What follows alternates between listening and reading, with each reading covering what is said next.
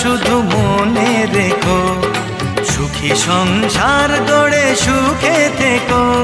এ ঘর দুয়ার সব শূন্য করে যেতে হবে তোমাকে স্বামীর ঘরে।